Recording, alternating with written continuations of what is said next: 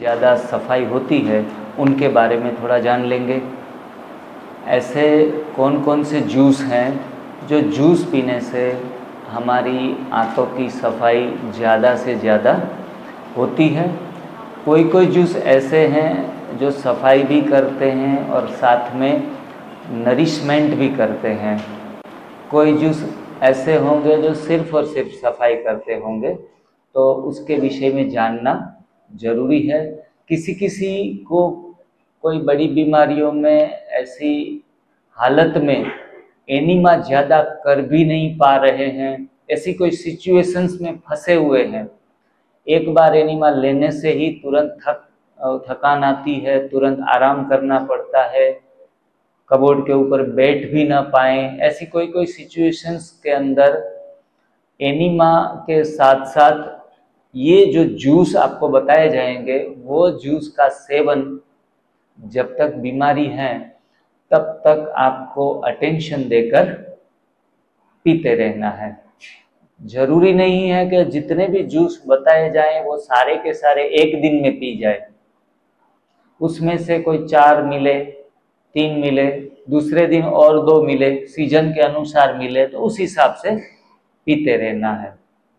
तो it's a best है cleanser juice जो आमाशय की सफाई करता है, छोटी आंत की, बड़ी आंत की और शरीर के हर एक अंगों की सफाई में वो काम करता है। तो वो कौन कौन से जूस है जानेंगे। उसमें सबसे पहला जूस है अनार का जूस।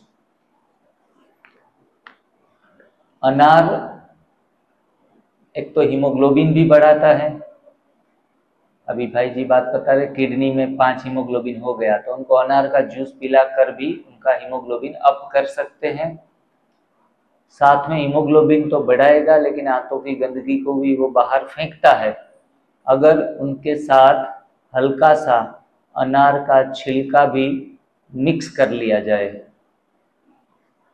तो ये नरिशमेंट के साथ साथ क्लींजर के तरफ काम करता है। स्वाद उसका बिगड़ सकता है, हल्का सा तूरा स्वाद हो सकता है, लेकिन स्वाद के चक्कर में न जाकर हमें फायदा किन से है वो बातें सोच ली जाए तो ऐसे अनार का जूस हम बनाकर पी सकते हैं। शुरुआत के दिनों में किसी किसी को नेचुरल जूस अच्छे नहीं लगते, तो उसमें वो चाट मसाला यूज़ करते हैं, कोई डाल के सेंधा नमक डालते हैं, तो सारी थोड़ी प्रक्रियाएं करके भी जूस इस्तेमाल करते हैं। हमने देखे हैं कई कई लोग पपीता खाते हैं काट के, लेकिन उनके ऊपर शुगर हल्का हल्का डालते हैं, क्योंकि पपीता थोड़ा कम मीठा हो तो मिठास आए अच्छे तरीके से। तो ऐसी कोई प्रोसेस्ड चीज न जूस के साथ करे न फलों के साथ करे। थोड़ा टेस्ट कम है तो चला लो, या फिर क्वालिटी वाला 10 रुपये ज़्यादा देकर लेके आ जाओ। तो प्रोसेस्ड एंड कहा जाता है कि processed and packings are poison. तो ऐसी कोई भी चीज़ इस्तेमाल ना करें, प्राकृतिक भी हो और पैकिंग में आ रही हो। अनार का जूस भी आज तो हर चीज़ को बिजनेस लोग बना रहे हैं, इसलिए आप मांगो तो ऑनलाइन सब कुछ अवेलेबल है, बस सर्च कराने की देरी है, घर पे देके जाएगा। तो ऐसे कोई जूस नेचुरल टाइम न होने के कारण ऑनलाइन मंगा कर पीने नहीं है, क्योंकि वो पैकिंग में आते हैं और प्रोसेस्ड भी की जाती है उनके ऊपर। तो ये ख्याल में रखना है। खुद थोड़ा उठ के अपने लिए टाइम निकाल के बना लेना है।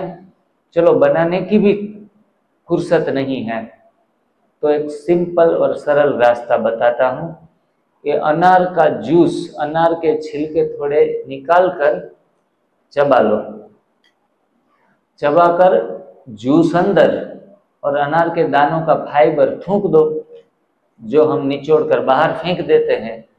तो मुंह को ही मिक्सर बनाकर भी जूस निकाला जा सकता है। तो कोई बहानेबाजी नहीं करना है कि हमारी तो घरवाली ही चली गई, स्वर्ग में अकेले क्या करेंगे। तो ऐसे लोगों के लिए भी मुंह ही मिक्सर, मुंह ही ग्राइंडर है हमारा, वैसे करके इस्तेमाल कर लो। ग्रीन जूस बनाने का वक्त नहीं मिलता है तो पालक के पत्ते चबाओ बड़े अच्छे से, अच्छे तरीके से, फिर जो फाइबर मुंह में इकट्ठा होता है उनको थूक दो।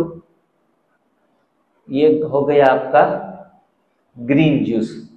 कोई भी चीज ऐसे, अगर आप कोई एक्सपर्ट आपके आसपास नहीं होंगे तो कोई डरने वाली बात नहीं है कि हमें हेल्थ में परिणाम नहीं मिलेंगे। यहाँ तो रेसिपी आप जो शाम को खा रहे हैं, एक एक दो दो आइटम कुछ वैरायटी वाली मिल जाती है और कोई पसंदीदा चीज होती है तो पेट भी भर जाता है। लेकिन घर पे जाके ऐसी उम्मीदें लगा कर मत बैठना।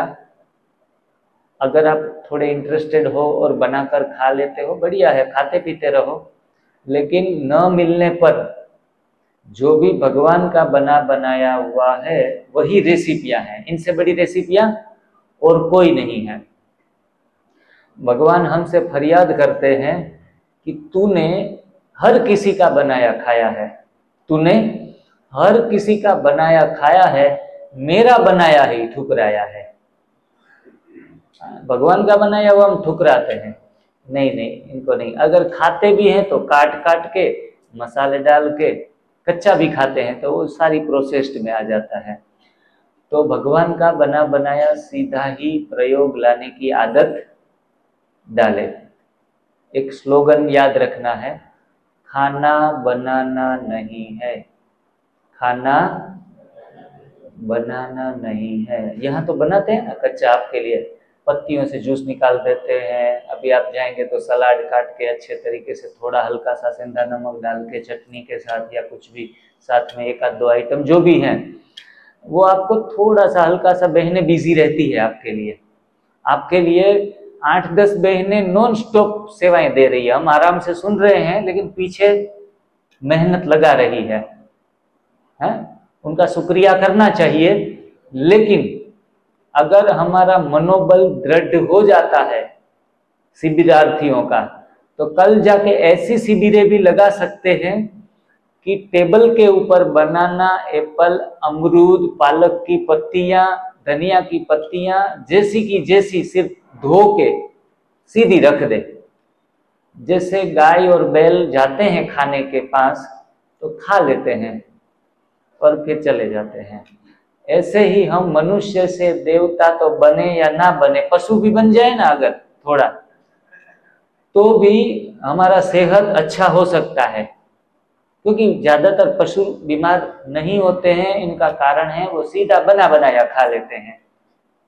हम बनाते हैं खाने को, तो खाना बनाना नहीं है, बना बनाया खाना है। क्या बोलिए सभी, खाना बनाना नहीं है, बना बनाया खाना है और बनाना खाना है और बनाना खाना है। जब भी मन करे दिन में 2, 4, 5 कुछ भी।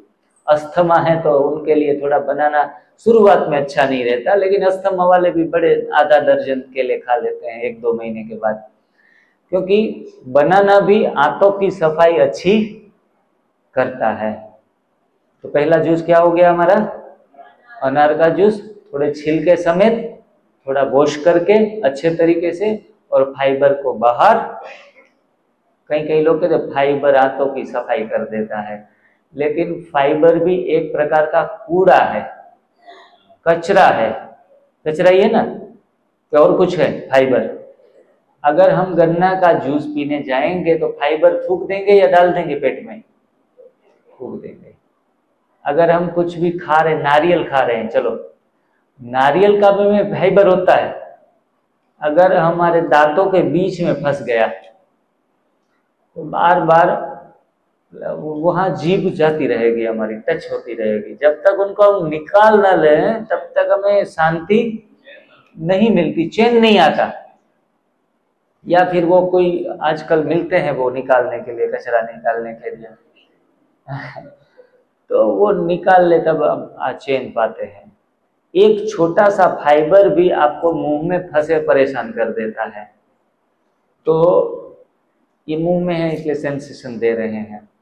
अब वही फाइबर जब आंतों में फंसते हैं तो हमें सेंसेशन नहीं देते, इसीलिए वो पड़े पड़े मजे में रहते हैं, वरना हम अंदर हाथ डाल के भी निकाल लेते हैं, कोई भी प्रोसीजर कर लेते उनके लिए भी।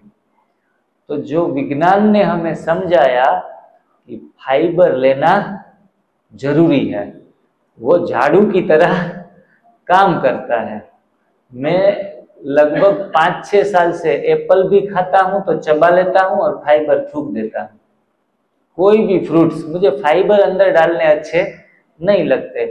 ग्रेप्स भी खाऊंगा ना तो सारा इतना थोड़ा बर्तन में अलग से वेस्ट निकलता है, क्योंकि अब हमारा शरीर इतना सेंसिटिव हो गया है, सभी का हो जाता है कि बाद में हमें ये फाइबर का शरीर को लोड लेना पड़ता है, उनको अलग निकालना पड़ता है।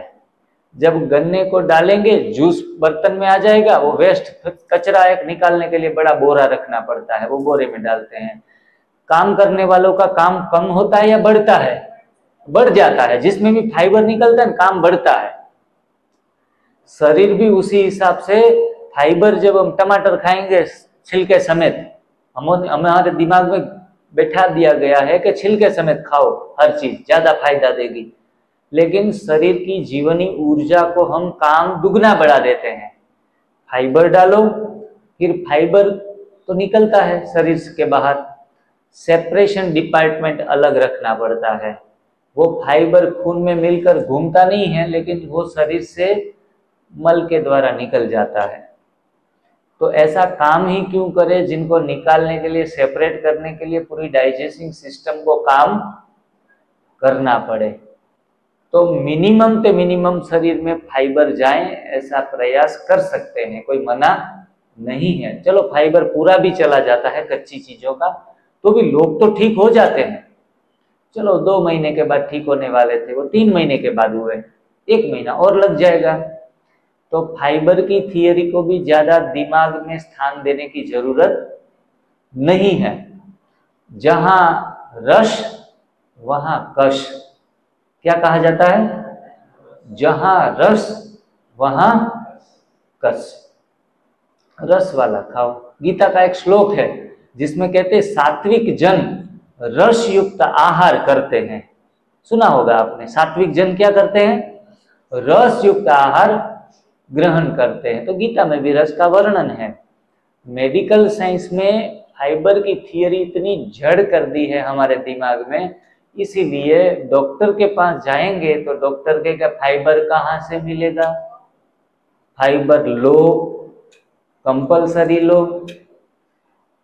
और मैंने अपने 7-8 साल में देखा है कोई फाइबर की ज्यादा जरूरत नहीं है। रस वाला खाओ, हल्के रहो, शरीर से भी दिमाग से भी। एक बकरी, क्या बोलते हैं हिंदी में, बकरी बोलते हैं, वो पूरे दिन में पत्ते ही खाती है, फिर भी मस्त रहती है, कहीं भी दूध पीने जाती नहीं है, फिर भी दूध निकालती है और उसके बच्चों को पिलाती है, और कई बार हमारे बच्चों को भी पिला देती है?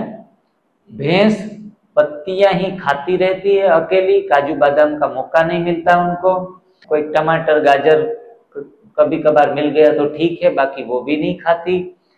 घास खाते खाते दूसरों की माँ का दूध भी पीने नहीं जाती, फिर भी 14-15 लीटर दूध देती है, और वो भी अपने बच्चे उस पे पलते हैं, और हमारे बच्चे भी मोटे होते हैं। और भैंस गाना गाती है, कोई मोटे हो जाते हैं ना, तो कहते हैं कि ये मैं मोटी क्यों हो गई? तो उनको भैंस बोलती है कि तूने मेरा दूध पिया है, तू मेरे जैसी होगी। बहुत दूध, छाछ, घी, मक्खन खाने वाले लोग हैं ना, वो 10 में से 7 लोग मोटे हो जाते हैं, बहुत जिसके प्रयोग करते हैं। तो जैसा अन्न वैसा मन, कहते हैं कि हमारे बच्चे हमारा कहा नहीं मानते, बेल बुद्धि है। क्या कहते हैं? बेल बुद्धि है। तो हम हंसी में कहते हैं कि दूध किसका पीते हैं, तो कहते हम भैंस का नहीं पिलाते, हम तो गाय का पिलाते हैं। अच्छा, तो गाय का बेटा क्या होगा? बैल ही होगा ना।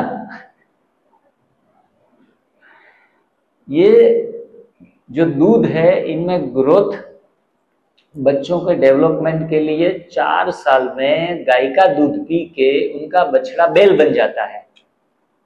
हमारे बच्चे को बैल बनाना है 4 साल में, इतना ग्रोथ लेना नहीं है। 8 गुना ज्यादा ग्रोथ प्रोटीन की मात्रा है गाय के दूध में। हमारे बच्चे 20-25 साल में पुख्त होंगे।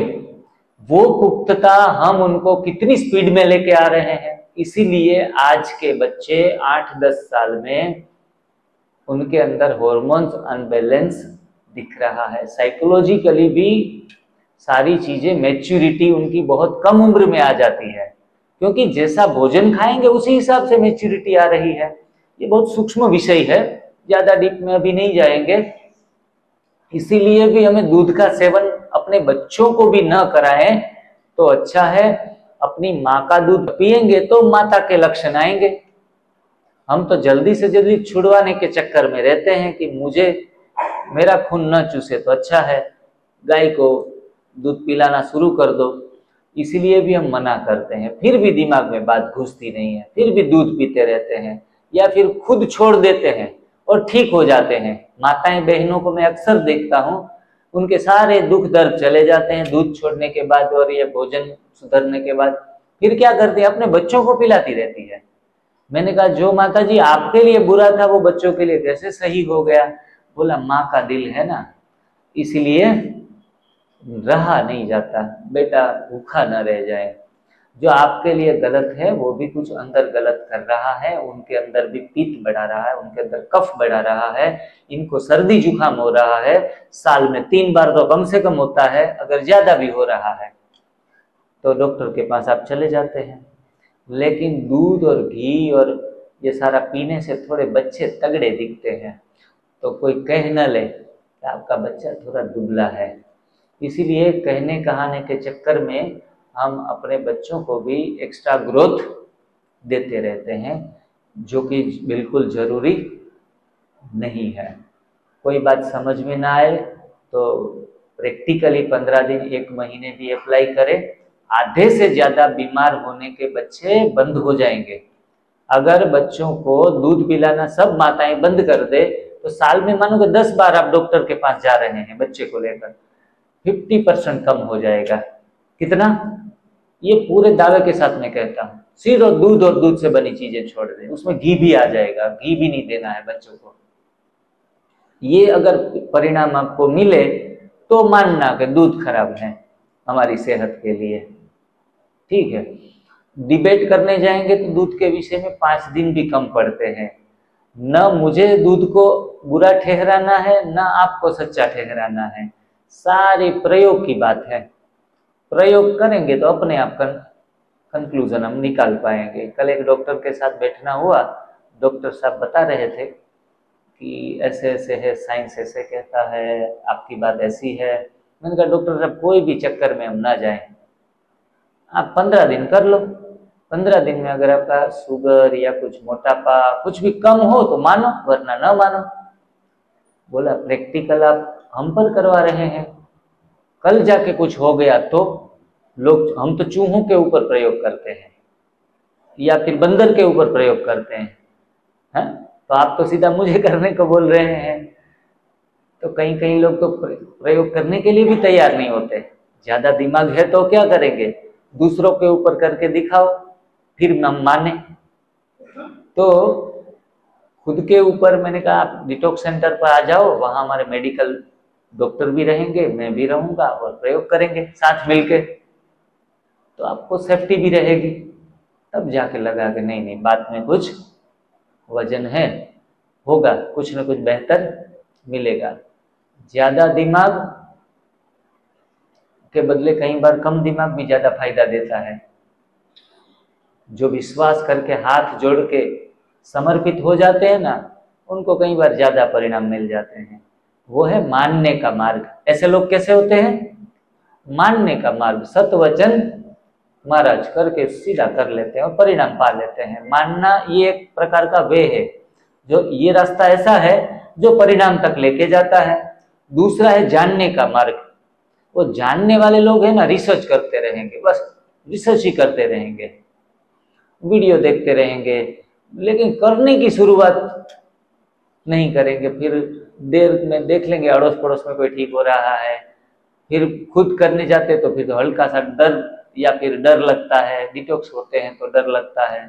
ऐसे लोग थोड़ा देरी से परिणाम को पाते हैं। पा तो लेते हैं, क्योंकि एक बार इंटरेस्ट आया ना, घुस गए ना, तो कुछ ना कुछ पा लेंगे। तो ये हो गया जानने का मार्ग। क्या हो गया? जानने का मार्ग। तो आप दो तरीके से सफल होते हैं एनडीएस में। कौन कौन से तरीके? एक जानना और एक मानना। जानने का मार्ग दिमाग का मार्ग है, जिनको श्रद्धा कहते हैं। श्रद्धा माना अंधविश्वास नहीं, श्रद्धा माना सत्य को धारण करने की शक्ति, सत्य को जानने की इच्छा, इनको श्रद्धा कहेंगे। इसीलिए खोजबीन करते रहते हैं और फिर इनको अप्लाई करते हैं। ये हो गया जानने का मार्ग, ये हो गया श्रद्धा का मार्ग, ये हो गया दिमाग का मार्ग। और इनसे भी लोग अपनी मुकाम को, मंजिल को पा लेते हैं। कोई गलत रास्ता नहीं है। ऐसे लोग भी सभा में बैठे होंगे जो जानने के मार्ग के ऊपर हैं, तो वो भी हम गलत नहीं ठहराएंगे। खोज करो, इन्वेंशन करते रहो, एनालाइज करते रहो, फिर पता चल जाएगा कि नहीं सही चीज है। और दूसरे 50% लोग ऐसे भी हैं कि डॉक्टर साहब आप बोले ना तो बस आ गया, 3 दिन में फर्क देखने में आ रहा है, बस मतलब ज्यादा खोजबीन करने की जरूरत नहीं है। अगर ज्यादा खोजबीन करेंगे ना तो हो सकता है मर भी जाएं खोज करते करते, उनके बदले कर लेते हैं। तो ये हो गए दिल वाले, दिल का मार्ग हो गया, तो बस कर लेते हैं, तो वो भी परिणाम को प्राप्त कर लेते हैं। एक बाप के 2 बेटे हैं। एक बाप ने कहा कि ताजमहल बहुत सुंदर है, अजूबा है। एक बेटा था, उनको बाप के ऊपर बहुत विश्वास था। पिता ने कहा ना तो बहुत सुंदर होगा, कभी हम छुट्टियों के दिनों में घूमने निकलेंगे ना तो ताजमहल अवश्य जाएंगे। और उन्होंने ठान लिया कि ताजमहल देखना है, पिताजी ने बोला है इसलिए जरूर देखना है। दूसरा बेटा जो सुन लिया कि ताजमहल बहुत अच्छा है, बोला पिताजी तो कहते रहते हैं, वो तो हर बात को अच्छा ठहराते हैं, हम देखें तो पता चले। और वेकेशन में जरूर जाएंगे, लेकिन उनसे पहले मैं थोड़ा आगरा से निकल रहा हूं ना 2 दिन के बाद, तो वहां मैं देख के आता हूं पहले अकेला, जिनके कारण पूरा फैमिली उधर काम का टाइम बर्बाद ना हो। तो वो देख के आया, फिर अरे इतना सुंदर ताजमहल, जो स्वप्न में भी सोचा नहीं था, इतनी खूबसूरत इमारत बनाई गई है। और फिर वो खुशी खुशी अपने परिवार को लेके दोनों भाई गए देखने के लिए। एक था जानने वाला, दूसरे था मानने वाला। दोनों अच्छे हैं, दोनों अच्छे हैं। किसी भी रास्ता का चुनाव आप कर सकते हैं। तो अब दूसरा जूस देखते हैं। ये है अमरूद का जूस। अमरूद माना अमृत फल, गुआवा, जामफल भी कहते हैं हमारे यहाँ। तो जामफल को भी अच्छे तरीके से चबा कर भी, खा कर भी, जूस निकाल कर भी अंदर डाल सकते हैं, फाइबर को बाहर निकाल सकते हैं। इसके बीज जो है जामफल के, वो भी शरीर के लिए अच्छे हैं। अगर निगल भी जाएं बीज को तो भी आपके लिए फायदेमंद है। आंतों की सफाई बहुत अच्छे तरीके से करता है। इनका दूसरा नाम है अमृत फल। क्या कहते हैं? अमृत जैसा है फल, देवता अमृत पीते हैं। तो अमृत इस 4 महीने में, विंटर की सीजन में अवश्य खाने चाहिए, उनके जूस भी पीने चाहिए, क्योंकि न वो तासीर से गर्म है न वो तासीर से ठंडा है, बीच की प्रकृति वाला है। आंतों की बीमारियों में बहुत फायदेमंद है। अगर आपको अल्सर हो गया है, अल्सर कोलाइटिस हो गया है, वो चाहे आमाशय का अल्सर हो, वो चाहे छोटी आंत में अल्सर हो, वो चाहे बड़ी आंत में हो, कहीं भी हो, अल्सर में अमृत का जूस जल्दी से घाव को कम करता है और बाद में रिपेयर कर देता है। तो फिर बीज भी खा सकते हैं, उसमें भी मना नहीं है। दूसरा, किसी भी प्रकार का नशा चढ़ गया है तो नशे को भी दूर कर देता है अमृत। कोई भी गांजा भांग पी के कोई नशा चढ़ता है तो उनको अमृत का जूस 2-3 गिलास पिला दो तो नशा जल्दी से उतर जाता है। अमृत में काफी सारे न्यूट्रिशंस भी भरे पड़े हैं, विटामिन सी से लेके, कैल्शियम से लेके, B3 से लेके, B1 से लेके विटामिन ए, सारी चीजें उसमें है। तो फिर ये चीजें, चलो विटामिन की गिनती भी बंद करो, ज्यादा विटामिन प्रोटीन के बारे में याद रखने जाएंगे ना तो ज्यादा फिर साइंस के स्टूडेंट हो जाएंगे। भगवान ने रखा है ना तो अच्छा ही होगा, मानने वाला मार्ग अपना लो। ज्यादा गिनती कर करके दिमाग खराब हो जाता है, इसीलिए बना बनाया है तो अच्छा ही होगा, परमात्मा का बनाया है। तो अमरूद का जूस इस 4 महीने में सबसे फायदेमंद है। बीच में भी कभी भी मिल जाता है तो हम बड़े शौक से खा सकते हैं। दांतों के दर्द भी होते हैं, ये जो दांत के नीचे का जो हिस्सा है उनको क्या कहते हैं, मसूड़े, मसूड़े भी मजबूत होते हैं, मसूड़ों के दर्द भी कम होते हैं। जामफल के पत्तों का, अमरूद के पत्तों का भी जूस में, ग्रीन जूस में डालते हैं तो दांत का दर्द भी कब गायब हो जाएगा पता नहीं चलेगा। अचानक से दर्द उठे तो जामफल के पत्ते आप चबा लो, उसकी पेस्ट बना के वहां रख दो तो भी थोड़ा आराम मिलता है। तो सारे औषधीय गुण है उसमें, मुंह की दुर्गंध को भी तुरंत बिठा देता है। तो आहार ही औषध है। क्या है? आहार ही औषध है, औषधियां ढूंढने की जरूरत नहीं है। और दूसरी चीज याद रखो, औषध में स्वास्थ्य छिपा हुआ नहीं है। औषधियों में स्वास्थ्य छिपा हुआ नहीं है, वो चाहे एलोपैथी का औषध हो, वो चाहे आयुर्वेद का औषध हो। औषधियों में स्वास्थ्य समझना ये मूर्खता है। औषधियां कुछ आराम दे सकती है, सॉल्यूशंस निकाल नहीं पाती। इसलिए अब हम ये चीज याद रखेंगे, आहार ही हमारा औषध, आहार से ही आरोग्य, आहार से ही आत्मशुद्धिकरण है, आहार से ही आध्यात्मिकता है। तो जो भी है राज कहाँ छुपे हैं? आहार में ही छुपे हैं। क्योंकि हमारा शरीर 5 कोष से बना हुआ है। कितने? 5 कोष से बना हुआ है। इसमें सबसे बेसिक कोष जिनसे शरीर का निर्माण हुआ है, ऐसे तो 5 कोष से हुआ है, लेकिन प्रथम जो कोष है उनको कहेंगे अन्नमय कोष, जो आहार से बनता है। तो दूसरा कोष प्राणमय कोष, तीसरा मनोमय कोष, चौथा आनंदमय कोष, 5वां ज्ञानमय कोष, विज्ञानमय कोष। तो ये 5 कोष से हमारा शरीर बना हुआ है।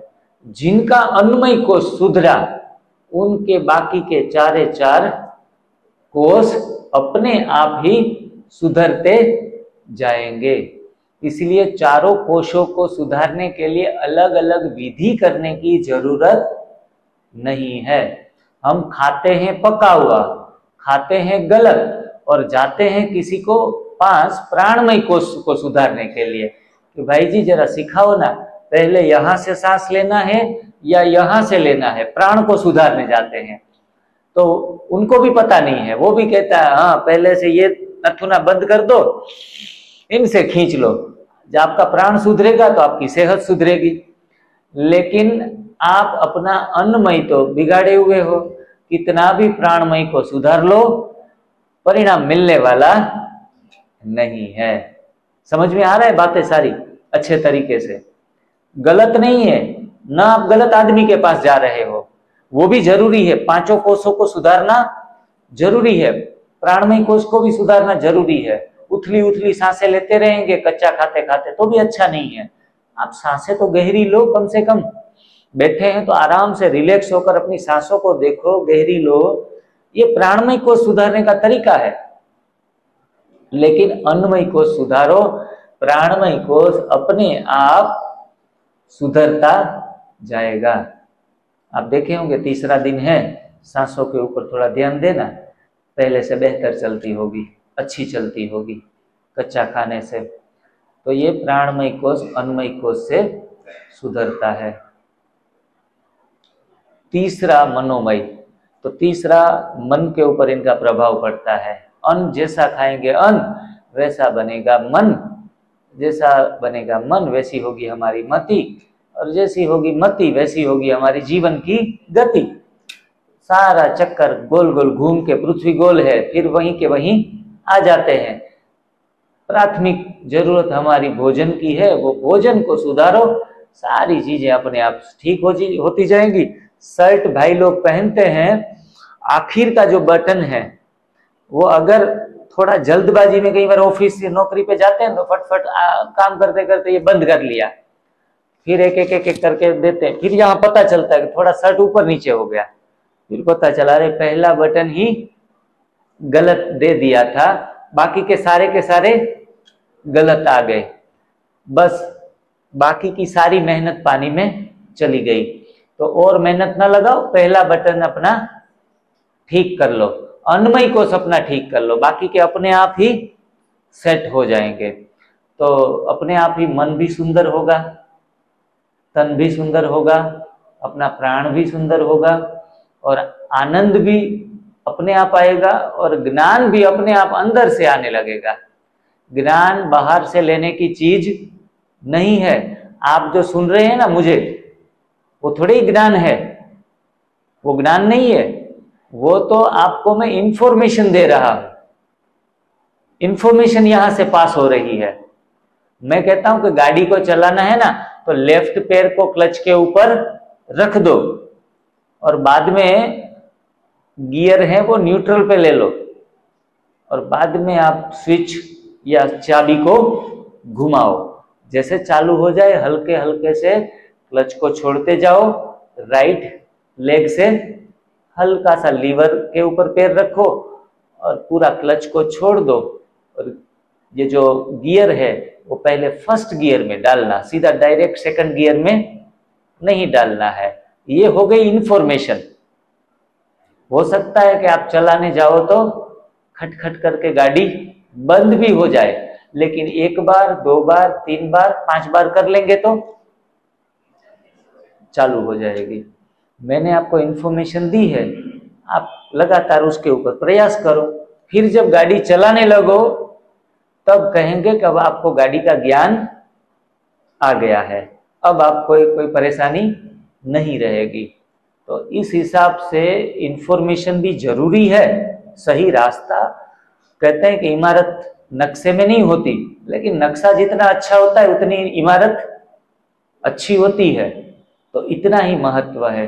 पुस्तकों में ज्ञान नहीं है, ज्ञान हमारे अंदर से आता है। तो अन्नमय को सुधरने से हम ज्ञानी अपने आप बनने लगते हैं, आनंद अपने आप आने लगता है। आनंद को ढूंढने के लिए मॉल में जाने की जरूरत नहीं, आनंद को ढूंढने के लिए बाहर घूमने जाने की जरूरत नहीं है, आनंद के लिए पति को साथ में लेके शॉपिंग करने की जरूरत नहीं है। बाह्य चीजों में आनंद नहीं है। ब्रह्मा कुमारी बहन हमें क्या सिखाती है? आनंद आत्मा का गुण है, अंदर है। ज्ञान आत्मा के अंदर है। तो वो जब आप न्यू डाइट सिस्टम करेंगे ना अच्छे तरीके से, तब पता चलेगा कि आत्मा के सारे गुण अपने आप ही जागृत हो उठे हैं, जाग रहे हैं, सारी चीजें अपने आप को प्राप्त होती जाएगी। बस करना पड़ेगा, फास्ट ना करो तो धीरे धीरे करो, धीरे धीरे बातों को समझ के एक एक करके उठाते जाओ। कई लोग हमारे पास आते हैं तो सुबह का नाश्ता छोड़ते हैं, दोपहर शाम को खाते हैं पका हुआ। तो जैसे भी जहां से भी शुरुआत करें, कहां से तो करो, एक कदम चलेंगे तो मंजिल के ऊपर पहुंचेंगे। हार्ड समझकर बिल्कुल छोड़ देंगे, करे भाई 2 टाइम कच्चा ही खाना पड़ेगा, हमें नहीं करना है ये चीजें। ऐसे करके अच्छी चीज को छोड़ नहीं देना है। थोड़ा बहुत अपना पुराना माल सामान लेके भी चलो, है, गलत चीजें लेके भी चलो, बोझा ढो लो साथ में, पुराना बोझा, लेकिन नया कुछ तो कर लो। नया कुछ करेंगे, नया कुछ अनुभव में आएगा, तब जाके पता चलेगा कि नया जो पकड़ा है ना, उनसे फायदा मिल रहा है, तो फिर हम अपने आप ही सुधरते जाएंगे। हमारी इम्यूनिटी 0 हो गई, इसीलिए थोड़ा सा सर में ठंडा पानी डालो तो कान में दर्द उठे, हाथ पैर कांपने लगे, क्योंकि आपकी इम्यून सिस्टम वीक हो चुकी है। तो फिर आप हल्की सी चीज को भी बर्दाश्त नहीं कर पाएंगे। अब जब हम अपने बॉडी को डिटॉक्स करते हैं, अच्छा नेचुरल चीजें जाने देते हैं, तो 1, 2 या 3 महीने में हमारी इम्यूनिटी बढ़ जाती है। और उन दौरान हमें ना ठंडी में ठंड लगती है, गर्मी में ना गर्मी ज्यादा लगती है। अपना बॉडी एडजस्ट होकर चलता है प्रकृति के साथ, जिनको हम प्रकृति जीत आत्मा कहते हैं। वो प्रकृति जीत अपने आप बनने लगते हैं, क्योंकि बॉडी की इम्यून सिस्टम को आपने अप कर लिया। वो परिस्थिति सुधरने वाली कभी नहीं होती। चलो सिर को साफ ना करे, धोए नहीं है, तो हो नहीं सकता। तो इस प्रकार से हम अपने आप को ऊपर उठाएं तो सारी परेशानियां, सारी कंप्लेन अपने आप समाप्त हो जाएगी। करते रहो अच्छे तरीके से, ऑनेस्ट होकर। जब तक बर्दाश्त न हो तब तक वो क्रियाएं कम करें या बंद करें। कोई भी क्रियाएं हमसे नहीं हो पा रही है, जो नेचुरली है फिर भी नहीं हो पा रही है, तो बंद कर दो उस क्रियाओं को करने का, या उनकी मात्रा कम कर दो। किसी किसी को कहते हैं कि मेरे को लौकी अच्छी नहीं लगती, मेरे को लेमन चूसती हूं ना तो घुटनों में और दर्द बढ़ जाता है। लेमन तो घुटनों का दर्द निकालेगा, यूरिक एसिड निकालेगा। फिर फिलहाल आपको अच्छा नहीं फील हो रहा है तो कुछ समय के लेमन को छोड़ दो।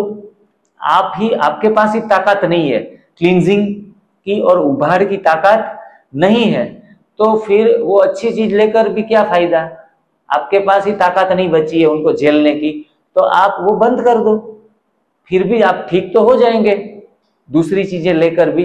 तो उस तरीके से अपनी क्षमता को देख के एनडीएस करने में आगे बढ़ते जाना है। मैं शुरुआत के दिनों में, पहले दिन जब मैंने किया था, एनडीएस शुरू किया था 1 मार्च, तब मैंने उसी दिन क्या किया था, सुबह मैंने चाय छोड़ दी थी, रोटी पराठे छोड़ दिए थे, फिर भी रहा नहीं गया, तो मैंने मुरमुरे डिब्बे से निकाल लिए और एक बड़ा सा बाउल भर के मुरमुरे खा लिए थे। पहले दिन काम चल गया कि चलो हमें कुछ पेट को भाड़ा मिल गया। फिर दोपहर में रोटी सब्जी सब खा ली थी, तो एनिमा तो लगा लिया था अच्छे तरीके से, तो कूड़ा कचरा बाहर निकलना शुरू हो गया। मैंने देखा यार ये तो 1 kg एक दिन में वेट लॉस हो गया, फायदा हो रहा है, बात में एनडीएस चीज में कुछ है चमत्कार। तो दूसरे दिन मैंने सुबह में मुरमुरे खाना बंद किया, दोपहर का रोटी चपाती जो खाता था जो सब्जियों के साथ वो बंद किया, और उनके बदले दाल चावल खा लिए इतने थोड़े से, और रात को रोटी चपाती खा ली। ये मेरी शुरुआत की 4-5 दिन की यात्रा रही थी। मैं तो, पढ़े लिखे लोग ज्यादा डरते हैं करने में, तो मैं थोड़ा डरा हुआ था कि कुछ उलट फेर ना हो जाए, सब कुछ छोड़ देने से बीमारी बढ़ न जाए, दवाइयाँ न लेने से कुछ ऊपर नीचे ना हो जाए। इसलिए होले होले आगे बढ़ रहा था। तो वो दूसरे दिन और फायदे मिले, तो मैंने सुबह का नाश्ता तो पहले दिन बंद किया, दूसरे दिन बंद किया, तीसरे दिन दोपहर का खाना बंद कर दिया, रात को एक टाइम खाने लगा। ऐसे ऐसे करके 15 दिन में सारी सिस्टम को एडप्ट कर लिया। तो किसी भी तरीके से एक बार ज्ञान हो जाए ना, तो चलने की शुरुआत कर देनी चाहिए, और जैसे फायदे मिलते जाएंगे तो मान लो, अगर मजा ना आए तो छोड़ दो। हमारा कोई सैलरी कम नहीं हो जाएगा, हमारा प्रॉफिट कोई कम नहीं होगा, हमको कोई नुकसान होने वाला नहीं है, ठीक है। पकड़ो तो आपके फायदे के लिए है, छोड़ो तो भी खुशी खुशी छोड़ दो। कोई यहाँ 5 दिन का कोई शपथ ग्रहण समारोह नहीं किया जाएगा। बड़े हल्के होकर दिमाग को ठंडा कूल रख के सारी बातें जान लेना जरूरी है। अगर जानेंगे नहीं तो कभी भी कर नहीं पाएंगे। इसलिए यहाँ आए हैं जानने के लिए हम, है? करना पड़ेगा, ऐसा माइंड के ऊपर लोड लेना नहीं है।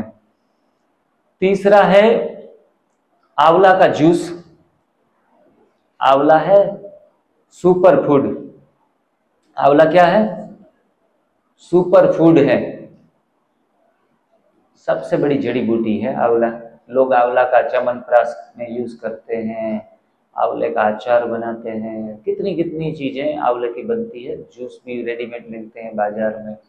आंवला हर चीज में गुणकारी है। वात, पित्त और कफ त्रिदोष नाशक कहा जाता है। सारी समस्याओं की जड़ को समाप्त करने की ताकत आंवले में है। वायु संबंधित रोग है उसमें भी फायदा, पित्त संबंधित, कफ संबंधित सभी रोगों में फायदा देता है। उनका स्वाद कैसा होता है? हल्का सा खट्टा भी होता है, थोड़ा तूरा भी होता है। खाने के बाद पानी एकदम मीठा भी लगता है, पीने में मजा आता है। और आंवले का आयुर्वेद में खूब महत्व बताया गया है। आंवले से कहते हैं विटामिन सी भरपूर मात्रा में मिलता है। आंवला खाने से लंबे समय तक यूज करने से, जो 365 दिन आंवला या आंवला पाउडर इस्तेमाल करते हैं उनकी स्किन हमेशा के लिए यंग रहती है। वो भी कहा जाता है स्किन में रिंकल्स नहीं आते हैं, बुढ़ापा नहीं आता है। आंवला हमें सदा जवान रखता है। कितनी कितनी महिमा जितनी कम करे, ये बाल जो हैं, बाल एकदम सिल्की एंड शाइनी रखेगा लंबे समय तक। जेगरी हो या शुगर हो, वो प्रोसेस्ड है या अनप्रोसेस्ड? प्रोसेस्ड। हम एनडीएस में कहते हैं processed and packings are poison. तो कोई न मिला हो तो अच्छा है। उसके साथ कुछ दूसरी चीजें जो नेचुरल मीठी चीजें हैं वो मिला कर ले सकते हैं, उसमें कोई हानि नहीं है। तो आंवला के ऊपर आप नेट पे भी जाएंगे ना तो बहुत सारे वीडियोस मिल जाएंगे। आंवला का अचार कैसे बनाते हैं से 5000 वीडियो आप ढूंढ पाएंगे। लेकिन लोग अमृत को जहर बना बना कर खा रहे हैं। आंवला, मैं अभी हरियाणा में गया ना तो मेरे को आंवले का मुरब्बा दिया, भाई जी ये तो आपके रिलेटेड चीज है, आप खा लो। मैंने देखा बहुत सुपर फेमस है, पूरे साबुत आंवले का वो बनाते हैं। तो मैंने थोड़ा देखा तो ऊपर कवरिंग था ऊपर। मैंने कहा ये क्या है? बोला ये आसपास में जो चीनी है ना उनका कवरिंग कर देते हैं, इतना टेस्टी हो जाता है, आप एक बार खा के तो देखो। मैंने कहा मुझे टेस्ट नहीं लेना है, बहुत ले लिए मैंने, 35 साल तक लिया है, अब ये दोबारा गलती मुझे नहीं करनी है।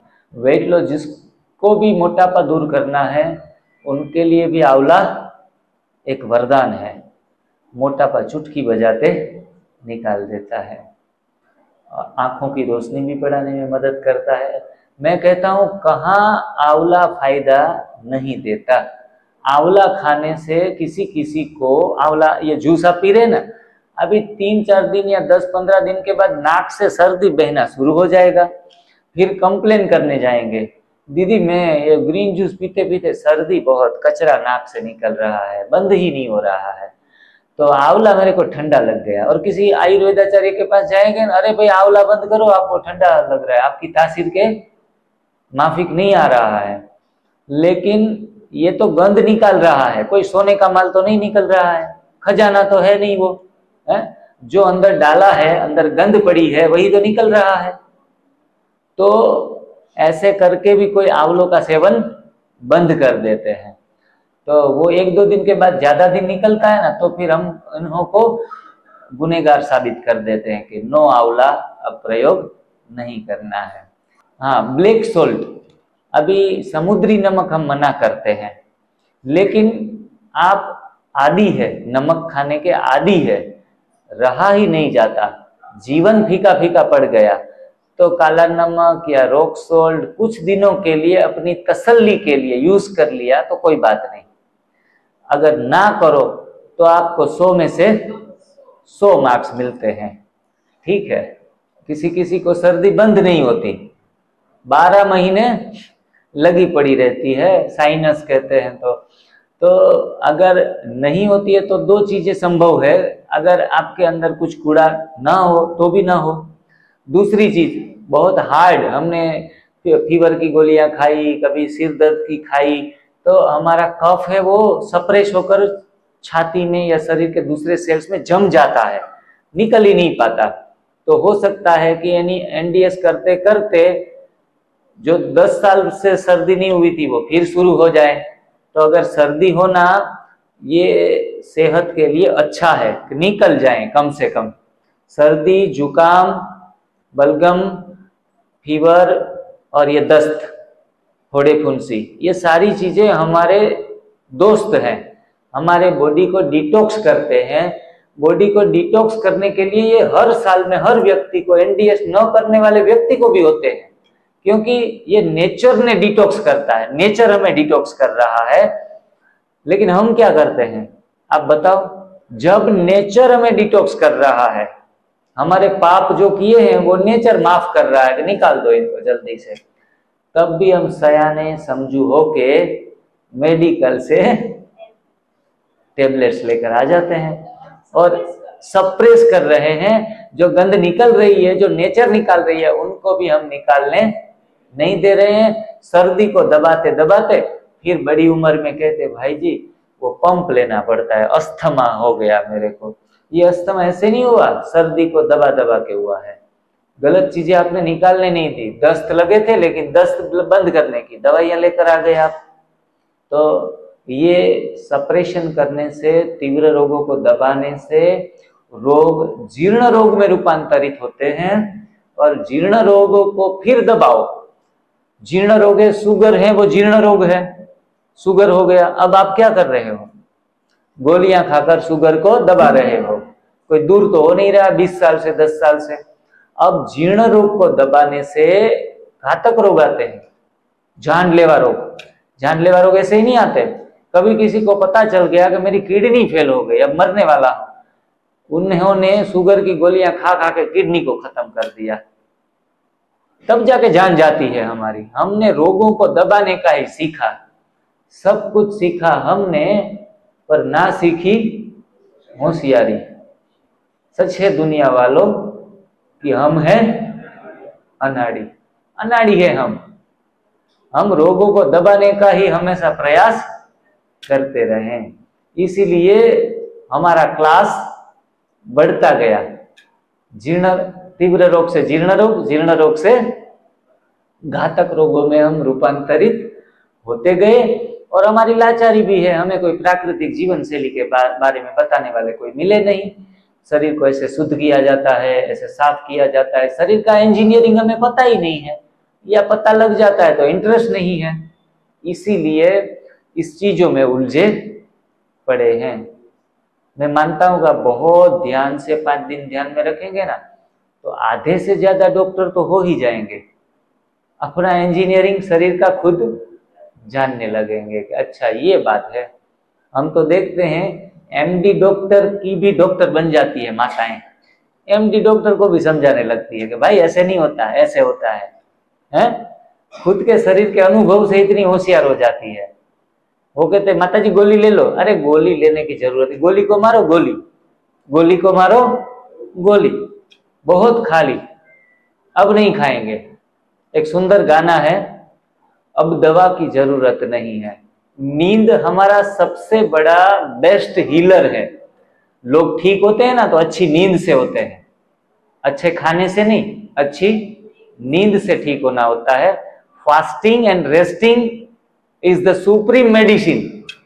Fasting and resting is the supreme medicine. इसीलिए बीमार व्यक्ति को जितना भी सोने दिया जाए उतना फायदा देता है। अमरूद, अनार, आंवला, 3 जूस हमने देखे हैं। टोटल कुल मिला के 14 जूस है। कितने? 14 प्रकार के जूस है।